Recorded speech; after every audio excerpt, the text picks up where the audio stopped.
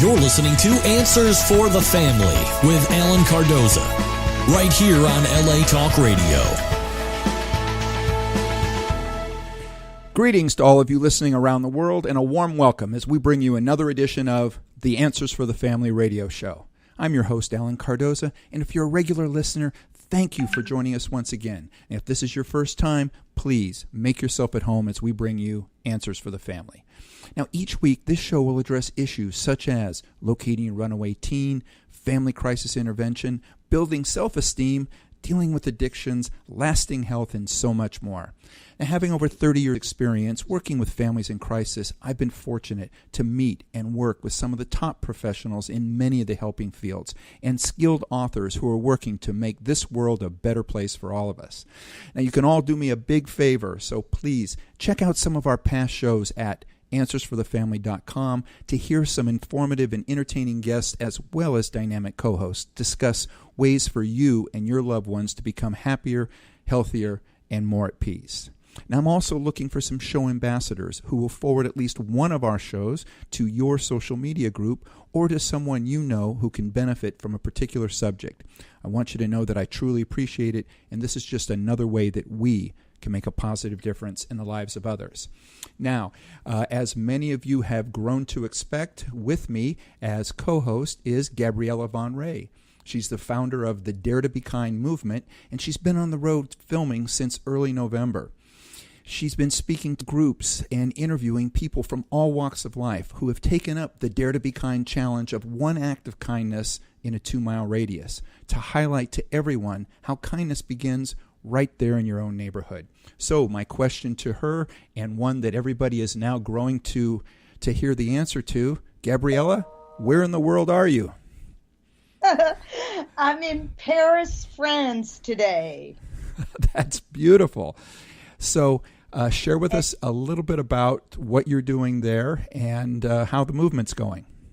Well, I'm doing several things. I always try to make something good out of something that isn't always positive.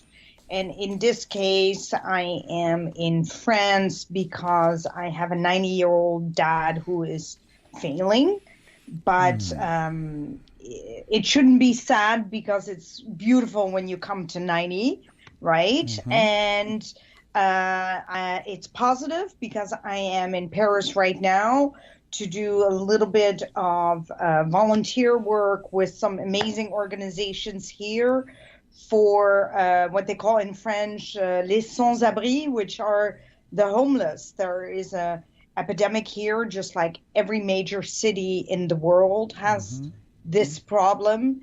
And I am hopefully able to interview some of them to see if there's a difference between what they are going through and what homeless people in the United States go through.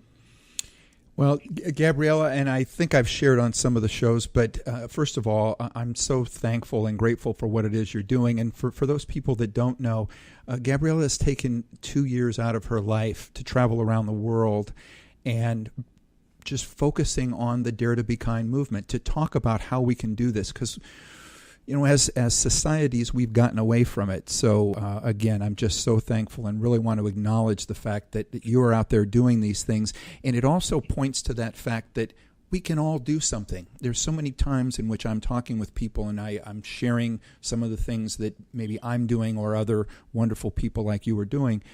And they go, oh, you know, what can I do? I mean, I'm just one person. Well, this is a perfect example of what one person can do. And if you join the movement, you'll learn some of the other things you can do. You can do it right there in your own area. So, absolutely. So share a little bit about some of the things that other people can do. I would say for anyone listening to Alan's show right now, we don't think of time as a gift, but time is a gift. And whether you go to a senior center and read an hour to an elderly that you've never met before, and I'm one of those people that, by the way, when I do that, I get so interested in the book that I keep going back just to finish the book. So maybe that's something that's up your alley. But just understand that when you take time, not money, but time, you light up their world.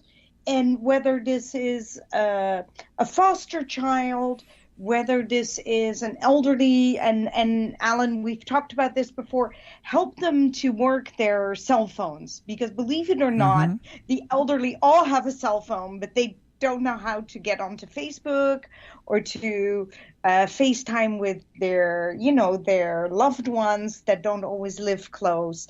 And they want to stay in touch because they know that this is the way to the heart of their grandchildren that are on these devices 24/7. So that would be, for me, would be something that you could do that would create a ripple effect instantly in the lives of an entire family. That's so beautiful, and I just want to add that around Christmas time, one of the things that I bought my mother was one of those. I guess it's like a specialized picture book where they can have pictures that continually rotate in it, but at the same time they can go online and be able to see their grandchildren and talk with them. Yep. It's FaceTime on a bigger screen than the little phone, because for some of us our eyes aren't such that we can really make out everything on the little phone. So yeah, I think it's great that you bring that up. It's such a perfect way to do that. And when you brought up in regards to going to some of the homes to see the elderly, again, it's a great opportunity. And when I used to go see, when she was still alive, my grandmother, my initial thought was I was going there to see her. But what I ended up doing as I met more of the people there is I would take her and all of her friends, if I was there over a Sunday, take them to church. I ended up, the first rental car I got was a regular car. As I met more of the people there, my rental became a van. It became like an 8-passenger van because we kept growing as a group. But it would be to go to church or to go to dinner or to go to lunch, just so that we can all go out and interact with other people. One of the saddest things that I remember was a woman who said to me, that she wished that her son and her grandchildren would visit her. She knew that I was coming from California to Florida, and she said that they're only about a 2-hour drive, and that she doesn't see them as much as she'd like to. So think about that. You may have grandparents that are somewhere, and they may not want to tell you that, but it doesn't mean they're not feeling it. So I'm so glad that you brought that up, Gabriella. And let's add that it's not just grandparents, guys. Oh, yeah. It's parents, too. Mm-hmm. I'm a parent of a child, and I don't get to see her as often as I would love. So it's parents, too, in a way. It's all the people that we love. Let's make sure that we appreciate and are kind to them while we have them around. Absolutely. And so if anybody wants to join the movement, Gabriella, share what's the best way that they can either go online or just jump in and share. We are everywhere. So if you go to the Dare to Be Kind movement.global or .com, you can find us. If you do the hashtag Dare to Be Kind, you will find us through all the social media. What we really need are kindness instigators, people that want to duplicate what I do, but in your 2-mile radius, and don't think that it takes up that much of your time. I have very small tasks that would take literally half an hour once a week, and it doesn't take rocket science, and we are so glad to have you. And what's even much better is that we want your brains and hearts, because you might have ideas that I never thought of. And so together, collaborating, we are the movement. See, the movement is nothing without you. So our vision is a safer world, our method is kindness, and the vehicle is you. I love it. And there's also a Facebook page, the Dare to Be Kind Facebook page, and it's something that I now go to quite a bit because there's an incredible amount of wisdom and an outpouring of gratitude that I get from that, and you can too. So check that out. Now, speaking of wisdom, which is something I think we all would like, have you ever fantasized about gathering the wisdom of the world's thought leaders and achievers? Well, I know that I have, and it's something that I think about. Well, over the last 2 decades, our guest, Douglas Vermeeren, has conducted extensive firsthand research into the lives of the world's top achievers. He has learned the success strategies of top business leaders from Nike, Reebok, Fruit of the Loom, FedEx, KFC, United Airlines, Microsoft, Disney, and so many others, some of which he will share with us today. Now, ABC Television and Fox Business refer to him as the modern-day Napoleon Hill. Now, for anyone who is not familiar with Napoleon Hill, I suggest you Google him. Now, in addition, Douglas is the producer and director of 3 out of 10 of the top personal development movies ever made, which are The Opus, featuring Jack Canfield, Mark Victor Hansen, Joe Vitale, John G. Martini, Marcy Shimoff, Morris Goodman, Bob Dole, and others that I can't come up with right now, but I can tell you it was very inspiring to watch. The second one was The Gratitude Experiment, featuring Bob Proctor, Murray Diamond, again John Martini, and John Gray, who I have since met and who's been on the show as well. Also, there is The Treasure Map, featuring Laurel Langmeyer, Raymond Aaron, Marshall Silver, and Randy Gage. Now, Douglas has also authored 3 books in the Guerrilla Marketing series and is the creator of Personal Power Mastery, which is the major topic of this show, and it was rated one of the top personal development programs in the world, providing powerful tools to companies, individuals, and students. He's a regular featured expert on Fox, CNN, ABC, NBC, CTV, CBC, the Huffington Post, the New York Daily News, and so many others. Just so happy to have him here with us. Douglas, welcome to Answers for the Family. Hey, it's good to be with you. I was just thinking, well, if I do any more, my bio will take up somebody's whole show. Goodness sake. Well, that's funny. But you know what? Again, I thought about all of the things that you've done, and you've managed to live probably 2 or 3 lifetimes compared to some people in all of the great things that you've done. And I love the fact that, what you're doing is you're out there, you're studying the high achievers, and then condensing it all into something that somebody can now read. And what I found by reading it was there's something for everybody. That I may not necessarily like the way that this person maybe looked at the way that they achieved, but I love the way that this other one did. So, again, I love the fact that you've put it all together, because it probably would have taken me a lifetime to read, the 400 books or whatever that it would have taken to gather all that information. Sure.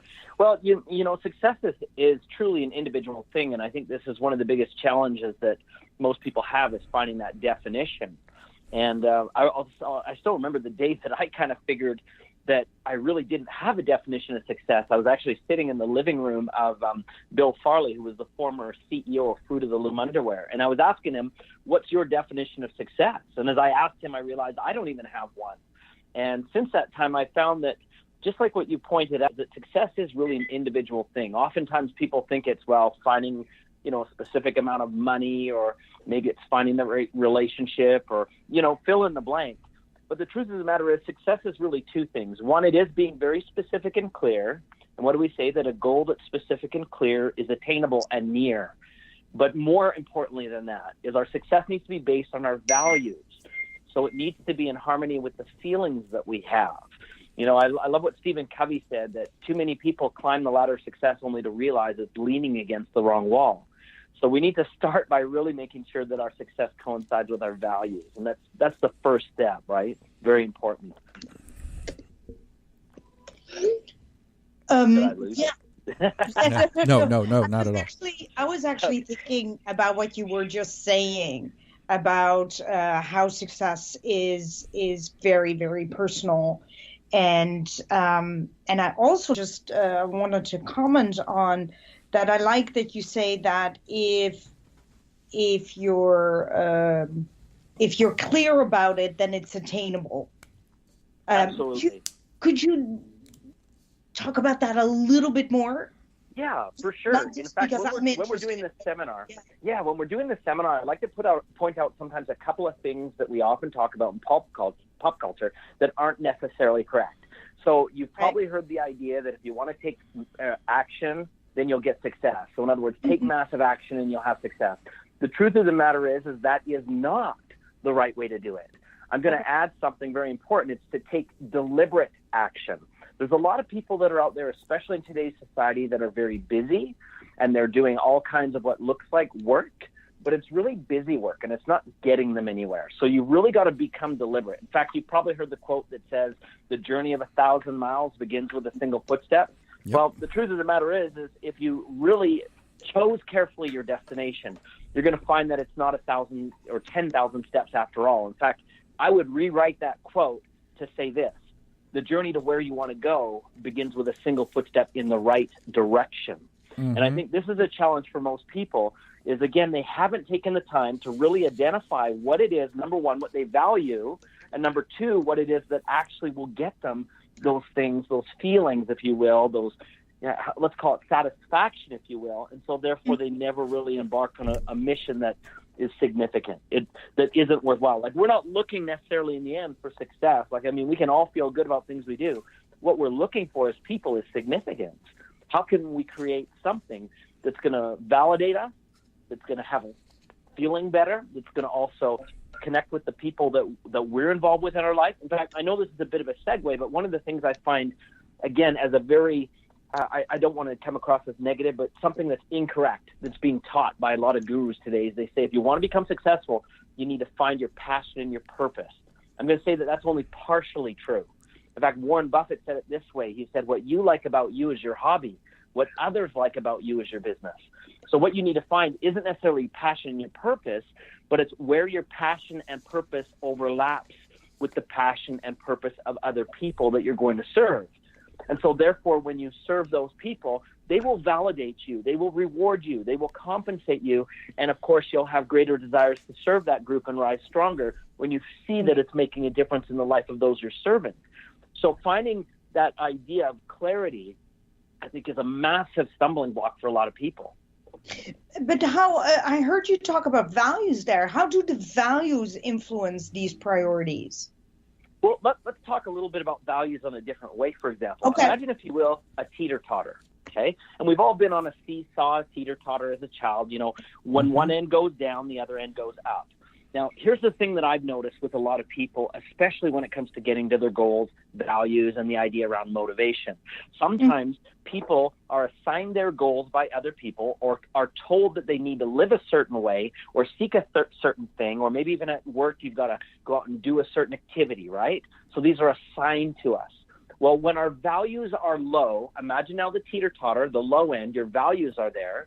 Well, immediately the other end is high, which is motivation, which means when your values are low, it requires a lot of motivation to get you going. It requires a lot of motivation to keep you dialed into those things that, you know, you've been told that you ought to do. But when our values are high, let's reverse the teeter-totter now. When our values are high, the factor of motivation that's required to get us going is now lower.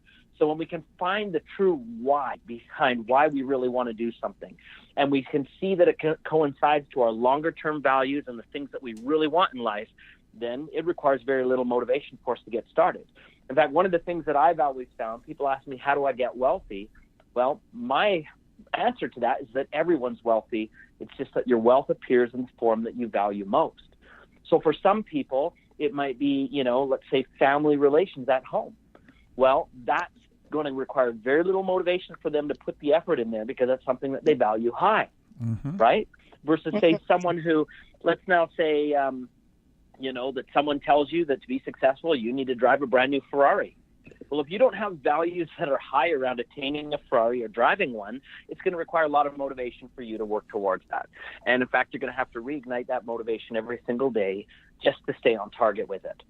So this is one of the aspects that I'm talking about with values, is that we need to discover what really ignites us and use that to create that motivation in our life. And that's, again, why, you know, we see people failing with New Year's resolutions, when they set goals at work, when they need to be prodded with, all kinds of things to stay focused. It's because they're just not dialed into their values. So I love the fact that you're really focusing on values, and that's one of the things that I haven't seen in a lot of other books that are the idea of, here's how you achieve or here's how you get rich. Not a lot of them will focus on that. So I like the fact that that the value part influences your priorities. Now, you also talk in the book about motivation, and you mentioned the 5 pillars that motivate individuals. Share a little bit about that.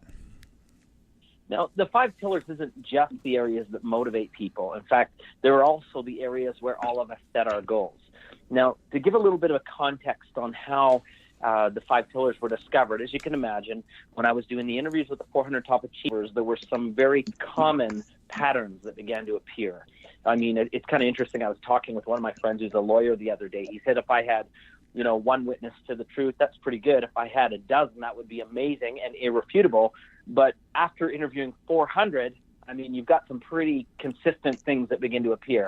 So here's one of the big things that really began to appear, is that everyone typically has 5 areas in their life that they set their goals in. And again, this can be reflected in the values that we have. Now, without having the time to get deeper, I also just want to point out that all of these 5 are actually interconnected. And if there's one that you're lacking, it will appear as your primary goal. So in other words, if, say, abundance is missing, abundance becomes your primary goal. If your relationship is lacking, that becomes your primary goal. So let me share what those 5 pillars are, and then we'll see what kind of time we can talk about them a little bit in detail. So here they are in the order that they will appear in your life. Number 1 is what we call self. Okay, so that can include such things as feelings of self-worth, self-fulfillment, even self-discipline, self-confidence, everything to do with yourself inside. And generally speaking, most people cannot create success outside themselves until they have some form of solidarity in themselves. In other words, if you have 0 self-worth and you're struggling with that, it's very unlikely that you're going to decide to go climb Mount Everest. Get it? Mm-hmm. Right? Yeah. So that's number 1. Number 2 is what we call spirituality. And this isn't necessarily talking about religion, but it is talking about how we connect not only to the universe, but ethically to everyone around us. How congruent are we with keeping our word and our commitments to people and our promises? Now, the interesting thing is that some people ask me, well, why is spirituality number 2 and maybe not number 1? Well, the truth of the matter is there's a scripture that many have heard before that says, love thy neighbor as thyself. Again, you cannot love your neighbor until you love yourself. And that includes also things of the spirit. You cannot reach high like that until, you've got yourself sorted out. The other thing that's really important is the next one, and that's what we call health. Health actually has to do, again, with not only just our physical being and how we care for ourselves, but all aspects around the energy around us. So most of the time this manifests itself as I got to quit smoking, I got to lose weight, I got to start working out, I got to eat better. Those are all manifestations of health. And as you can imagine, this is probably the area that many people neglect the most, right? We're fighting for the other things in life rather than the things that are, when you meet someone that's sick and on their deathbed, this is the one that they want more than anything. But up until that point, most of us do sort of neglect this. Now, the next one is really important as well, also interconnected. We call this relationships. Now, relationships doesn't just mean connecting to a significant other like a spouse or a sibling or a child.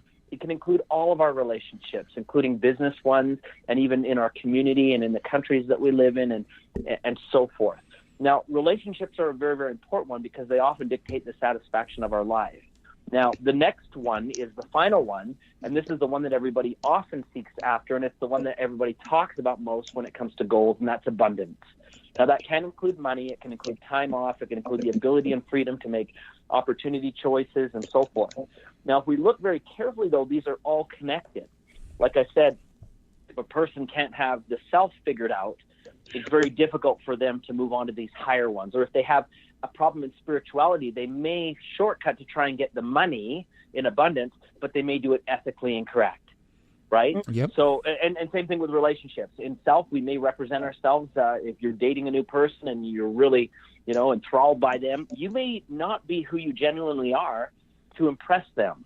But the bad news is once they've said I do and you guys are married for 2-3 years, it's a difficult thing to keep up. And that's why we have a lot of divorces happen, because people aren't necessarily authentic to who they were at the outset, right? Yep. So we've got to be really careful about some of those elements on how we proceed through this wheel, if you will. No, I mean, that makes perfect sense. Now, one of the things that I see in a lot of this stuff is that I was going to say it has to do with sort of being authentic, and you have to start with being authentic with yourself. How do we stay in present, because in the present time? Because I think one of the issues that a lot of us have through many of these things is we're focusing on either what happened in the past, or we're reaching out to what is going on or what we want in the future. How do we stick with the present, and what sacrifices do we have to do to make that happen? Well, it's interesting that you mention that, because the idea of the present is also a very, very important thing to discuss. Obviously, we need to be aware of our past so that we can recognize patterns that we've maybe created or repeated, or things that haven't served us in the past. And in some cases, relationships that we might want to avoid, or mistakes that we made in business that we don't want to repeat. But at the same token, too often we look too far into the future. And while it's important to strategically plan and to, prepare for the future, sometimes people get too lost in the future. You see, the human brain will never get to work on something it could do. It only gets to work on things it can do. So the present is the most important. The immediate now. In fact, if you look at the word now, I know some people have taken that and taken the letters and said N-O-W. You spell that backwards and it says that we've won. Well, it's not a matter of winning. The truth of the matter is, I take N-O-W to represent no other way. If we want to have a better future, we've got to take advantage of the present, and we've got to create opportunities now that will pay us later. We've got to plant the seeds now. And I hear a lot of people actually looking at this idea of decision, and they say, well, I would do something if I had more time or more money or more, knowledge. Well, the truth of the matter is decisions are not based on the now. Decisions are always future focused. Mm-hmm. And so if you do want to have more money or more time and more opportunity, that requires that you make a new decision in the present, right? Mm-hmm. Now, here's something also that might be very interesting for you to think about. And obviously, when we're out there teaching personal power mastery, I'm also looking for other people to interview. And there was a psychologist that I spoke with not too long ago about this idea of the present. And he pointed out something interesting, which I've since found very true among our students. And these two things are, one, the very happiest moment. In other words, if you're seeking happiness in your life, the thing that's robbing you from happiness is that you're not spending enough time in the now. You're spending time either, again, worrying about what is to come, mm-hmm. or worrying about what is past and living with regret. So that's number one. Happiness is strongest when we are fully present. And by the way, that's also as well in conversations with relationships. If you're sitting there talking with a spouse and you're planning about the future, or you're worried about what happened yesterday, it's very difficult to create happiness in that relationship. Now, here's another thing that's kind of neat that we discovered on our own, is that fear as well is limited in the present. In fact, almost non-existent. You see, when we are faced with a task that we have to do, and someone has invited us to do something that's a little bit outside our comfort zone, well, fear will kick in, and you'll either be frightened because you failed in the past, or you'll be frightened because you have unknowns in the future. But if we genuinely get ourselves in the present and just get to work, we'll realize that there's not a lot of fear. And we've seen this backed up, when people have been in tragic accidents or what have you. You hear about a parent who's gone in to save a loved one, and they haven't thought about their own safety, or, they will rush in to make sure that someone is safe. Mm-hmm. Because fear doesn't exist in the present. We take action with the things that we value, and we don't let fear rush in and limit us. So I love this idea of the present. In fact, it's really funny, on our social media this morning, that was the article that I wrote and the quote that I shared. Let me maybe just share it with you, because I think you'll kind of think this is kind of interesting. The quote that I shared this morning with our social media group was this. Let me just read this to you here. It says, the future depends on what we do in the present, right? Yeah. So when we're looking at that idea of the future, again, too many people, well, there's a Chinese quote that says this: if you would know your past, look at your current situation. but if you would know your future, look at your current decisions. And so we really have to recognize that it is that idea of what we choose to do right now, the choices that we make, whether we fully understand it or not. Those are the things that are going to open up a brand new future for us, and everything can change. I love what you said about fear, because I talk about that all the time myself to people. So because I find that we're a society that's more fearful, and I try to tell people that we actually do not have a comfort zone. We think we have, but we really don't. It's just a habit, right? So I love what you said on that, Douglas. I have a little question before I go to another question that I really want to ask you. But there's so many things that pop up in my brain here while you're talking, and I thought one of them, maybe other people heard it and thought, and Alan alluded to this too in his question, in his previous question. He talked about being authentic. And to tell you the truth, I'm going to be really honest here. I kind of dislike the word, because it gives to me the feeling, does that mean that most people are not authentic, right? So, yes, we take it as a compliment, but shouldn't everyone be authentic? So my question to you is, how did we lose in this moment in time that we're living? How did we lose being authentic, in your opinion? Is there is there something that you see in the 400 people that you've interviewed that they have that part in common? You know, it's interesting that you mention this, because not only looking at the 400 people, but now this year we'll probably have had about 10,000 people come through our training over the last decade, which is absolutely, staggering numbers. But it allows us, again, to see some very common things. Okay. Now, one of the things, just looking at the idea of authenticity, which is kind of interesting that you brought up this question, I'm actually working on another movie right now, and the movie's title, tentatively, is called The Lost Message. Now, what is the message that's really being lost? Well, the message that's being lost is our authenticity. It's where we get our cues and our values of who we are and what we should find important. And if you look very carefully, our society is very primed to, how should we say, we celebrate the likes that we get on Facebook or the shares that we get. That's what we seek after, right? We look for what does the media tell us what we should be wearing as clothing and how we should be treating others and feeling about other people, or what we see on the TV is the latest trend and so forth. And so a lot of us have given our power to decide what is truly valuable away. We've given that away. And I think that if you look at those that are not just successful in terms of what their outward appearance is, the things that they even gain, but those that are genuinely happy, right? They are generally the most authentic. Now, let me maybe just share a quick thought on happiness, which I think is, I don't know, maybe going to rock the boat for some people. You heard it said that happiness is a choice, right? We've heard that saying. Yeah. The truth of the matter is it is a choice, but that's only part of the equation.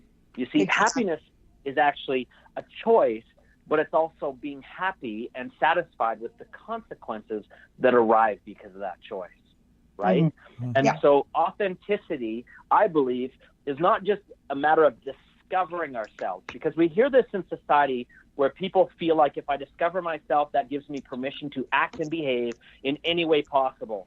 And there's a lot of people out there, and I'm not trying to criticize anyone's choices, but they say that it's my right to do what I please, and that's authenticity. I can do whatever I want.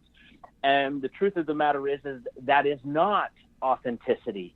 Authenticity is also being responsible with the consequences that follow. In fact, several years ago, you guys have probably heard of Man's Search for Meaning, the book by Viktor Frankl. And for those unfamiliar with his work, Viktor Frankl spent several years during Nazi Germany in the concentration camps. Mm-hmm. And as he was there, one of the biggest things that he realized is that people can choose how they will feel about the situations and circumstances they're put in. Well, a few years ago, the Viktor Frankl Society approached me and said, listen, on the East Coast of the United States, we've got something called the Statue of Liberty. Now, liberty is the freedom to make choices. It's the freedom to live how we will. But his society felt that there was something very lacking, and he said, we need to build a statue on the West Coast, and we are going to call it the Statue of Responsibility. So in other words, you cannot have liberty without responsibility. And I think that this is a big challenge that a lot of people in our society are facing right now, is they really don't understand what it means to have freedom of choice and also to have authenticity, because they think that it comes without a price. And if we look very carefully at how, certain families are being wrecked by, the individual choices of people, and I'm talking about, there could be everything from these gender issues that we're talking about today, to drug addiction challenges that are there today, to abuse in families today, to, people that are workaholics and not raising their children today, that they're delegating that responsibility to someone else. Now, I'm not saying that I'm not trying to put a blanket over everyone's choices and say that everyone is in trouble here, but I'm saying that people are not taking enough time with these choices to make sure that they are responsible in how they're creating these lifestyles. And ultimately, those who choose to not be responsible and just reach to the freedom part actually find that their freedoms disappear. I've got several people who've attended our personal power masterminds who come with a lot of regret, saying that I thought that I could do whatever I wanted to, and then suddenly when the consequences catch up, they're facing things like, like I said, addictions. I've got people that have come through with divorces, people that have had bankruptcies and foreclosures. I've had people that have, in fact, I've got one fellow that I just met at an event too long ago where he and his wife kind of had a big breakup, and then ultimately the kids were taken away from them and put in social services. Now, both of them in that case were living a freedom lifestyle, but they did not look at the responsibility of it.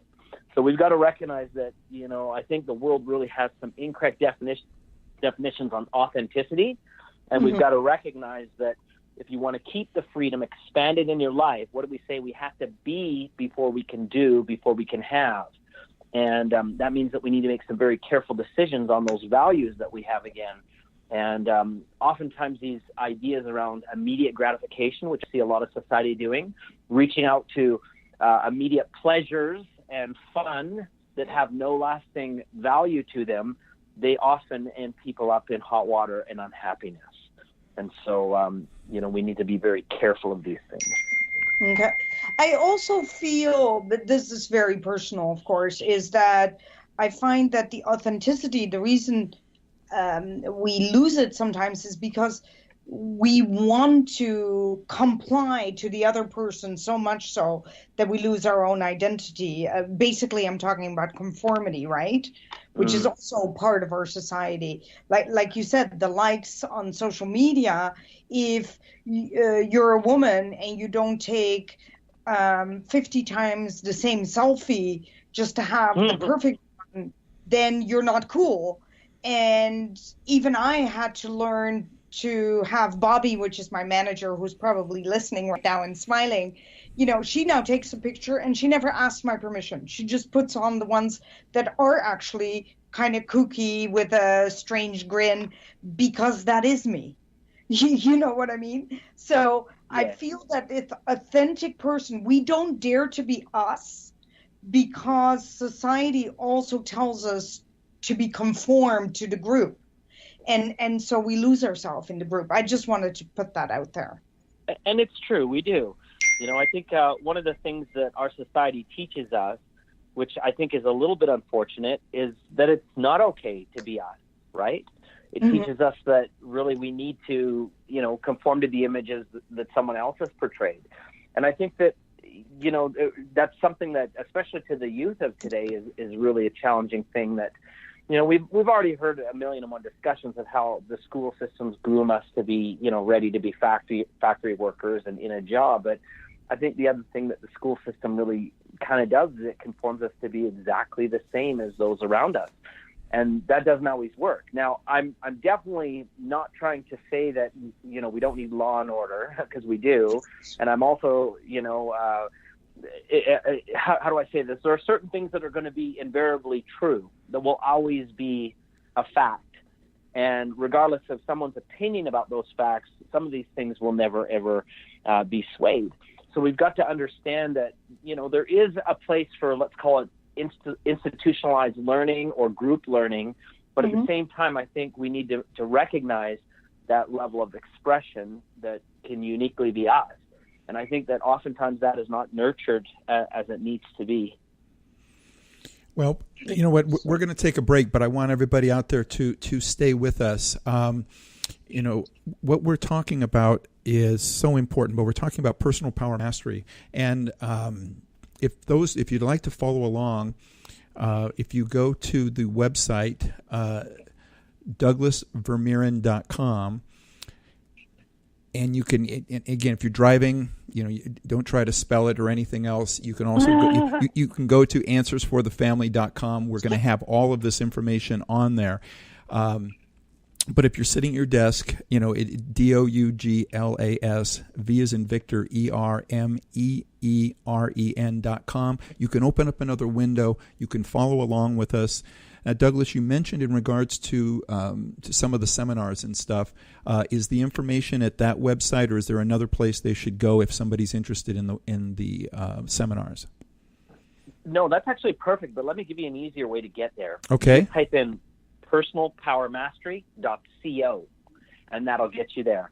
And we also have a variety of free resources that are there for people too, that include videos, articles, blog posts that we've written, you name it, it's there. But personalpowermastery.co is the easiest way to get there. Obviously, my last name kind of makes it a little harder. I feel bad for Arnold Schwarzenegger when he was first making it in Hollywood, because he would have run into exactly the same thing, right? Exactly. Yeah. Okay, so for everybody, stay with us. When we come back, we're going to talk a little more about personal power mastery. You're listening to Answers for the Family. Founded over 30 years ago to meet the needs of families in crisis, West Shield has continually focused on resolving issues that negatively impact families and businesses. Our signature therapeutic transportation service helps to ensure that adolescents in crisis are safely transported to specialized schools, programs, and treatment centers with unsurpassed experience and success. We are supported by our full-service licensed investigation agency that has legally, professionally, and compassionately located hundreds of runaways and teens. We are experienced and qualified to help, offering solutions which may include referrals to our international network of top professionals in the fields of educational consulting, psychology, psychiatry, and investigations. Simply put, West Shield Adolescent Services and West Shield Investigations are the best solutions when your family is facing a personal crisis. Call 1-800-899-8585, 24 hours a day, 7 days a week. That's 1-800-899-8585, or visit our website at westshield.com. Thank you. And we're back. I'm Alan Cardoza. You're listening to Answers for the Family. We have Douglas Vermeuren and Gabriella Von Ray, and we are talking about personal power mastery. All right, Douglas, I have a question for you. Sure. Please share with our listeners the ways hesitation and ambivalence, can be seen in one's life. Wow. Give me a better idea of exactly kind of what you're looking for. You're talking about how a person hesitates. We were just talking. Sure.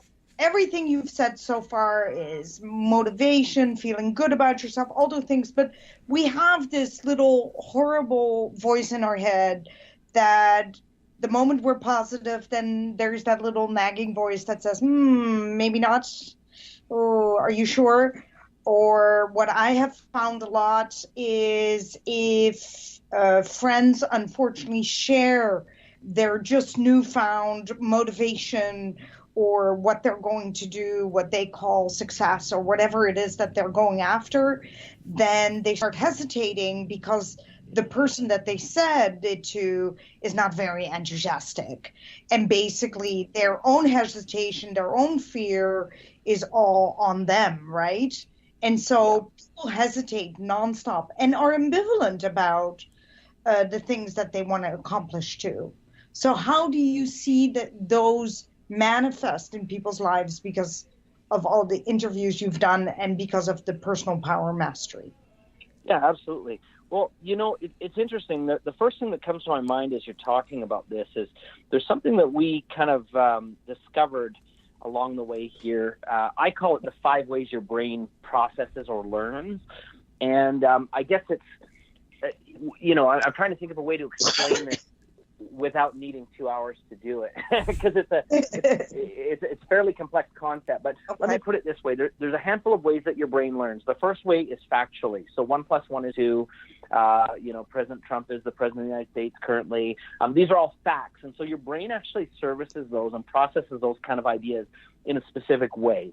The second way that our brain learns, let's call it experiential. For example, if you were learning to play the guitar, or learning to ride a bike or walk, these are all experiential things that you learn differently than your facts, right? There's also a muscle memory involved and things of this nature, right?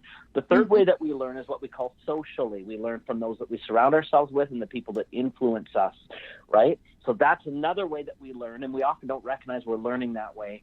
The next way that we learn is what we call spatial learning. In other words, if you were doing Tetris, as something comes at you at a puzzle, you're shaping it a certain way. If you're hanging a picture, you position it in a certain way in relation to other things. So you're kind of in a context learning. And by the way, that occurs inside your brain as well as outside your brain. Like if I said the word dog and I asked every one of your listeners right now to describe a dog, we'd probably come up with a million different versions, right? Like brown dog, black dog, small dog, big dog, different kinds of dogs, right? But the last kind of learning is what we call intuitional learning. And that's learning that we just kind of know from our gut. We can't really explain. So for example, if a car salesman came up to you and he wasn't congruent with truth, you would feel immediately that he's trying to pull one over on you. You just feel that from an intuitional point of view. Now, here's the thing to answer your question in the shortest way possible. Every good and brilliant thing that comes into our life first starts with intuition. In our gut, that idea comes in and we're like, oh, wow, this is inspiring. I could do this. This is something cool that I want to bring into my life. And that's where it starts. Now, the challenge is as soon as that trigger happens in our mind of the intuition, it activates all the other four. So you will then say factually, can this be done? Right? And if you can't satisfy something there, you're going to start to hesitate.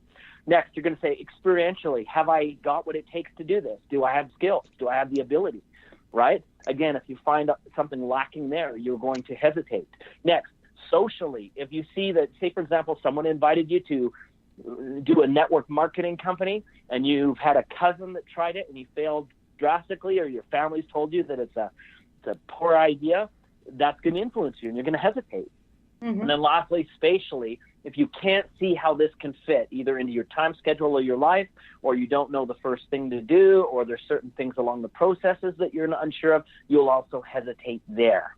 And so what we have found is by understanding the way that your brain will process that and then learning how to satisfy those questions along the way, your brain can actually become primed to actually hang on to the things that you really want to do and to place them in a way that they can be serviced even when doubts exist and remain. And so, it really is a matter of, it takes a little bit of self-analysis to recognize what's going on.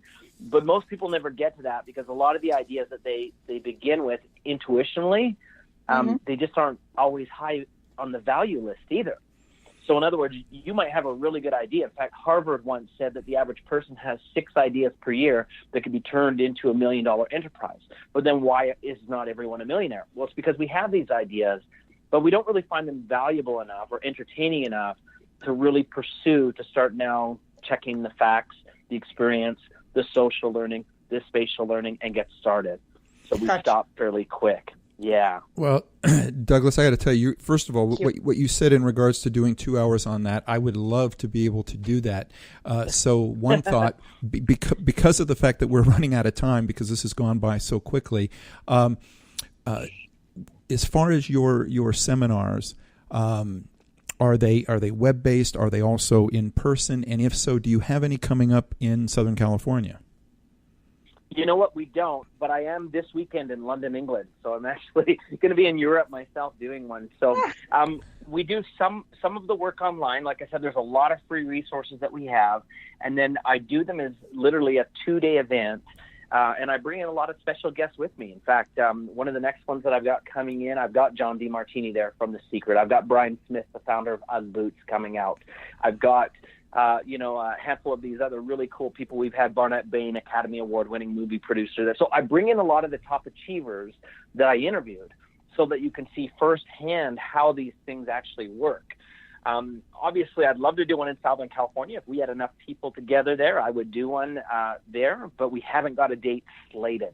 So I guess hop on social media, tell me you're interested, and if we can, find enough interest, we'd love to come out. All right. Well, first of all, I'm very interested, and I will do what we can to promote it. Again, for everybody out there, if you go to personalpowermastery.co, you can get a lot of information. Douglas, I'd love to have you back, because you're right. We could do another 2 hours easily. But I just want to thank you for, as I said, taking the time to go out, speak to 400 of some of the top leaders and achievers throughout the world, and condensing it into something that makes it very easy for us to put together. So again, I just want to acknowledge you and thank you. Can we ask him a last question real quickly, Alan? We're about a minute over, so okay, if you shoot it out there, let's. Quick. Who was your favorite? Yeah. You know what? That's so hard to say, because there were so many that were wonderful for so many different reasons. I interviewed several, in fact, movie stars that were idols and heroes to me as a child. I also interviewed so many athletes and people that had done incredible things. There were also people that I didn't know a lot about, and once they started sharing their story, I was very impressed and powerfully influenced. So there's not just one, and I'm still doing the interviews today. I'm still seeking out top achievers wherever I can find them. So, yeah. Great question, but hard to answer. Okay. All right, and actually, there was a listener question. There was a great comment that came in. I'll see if we can put those on our website. That's answersforthefamily.com. Also, try to see if we can shoot you over those, and maybe you can get them answered. Put them on your site or our site, so that those listeners can get those things answered. We also do answers like that on our podcast too. So I'd love to get those questions, and I'm happy to answer them. We definitely can do that. Please. And how is the best way to reach the podcast? The best is actually you just type in Personal Power Mastery into Google, and you will find us. That's great. So for everybody out there, please be sure to put us on your calendar. Tune in next Monday when we will be joined by Glenn Livingston to discuss his new book, Never Binge Again. And please, if you get a chance, visit our archives of past interviews at answersforthefamily.com, or you can subscribe to the show through iTunes, Stitcher, YouTube, I think even Vimeo. If you like what you hear, please leave a review. It'll help us reach more people, and it's so greatly appreciated. The next time you're on Facebook or Twitter, please remember to stop by our page, check out some of the latest posts. If you like them, please like us and continue to spread the word. Also, honor our guests. Go to Doug's blog. Go to Gabriella's site at Dare to Be Kind.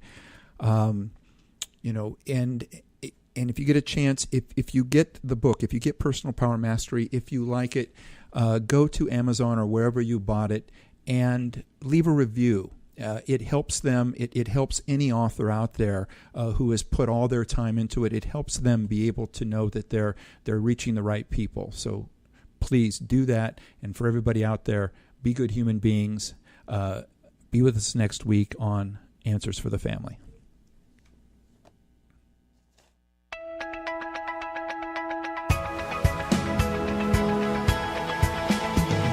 You're listening to Answers for the Family with Alan Cardoza, right here on LA Talk Radio.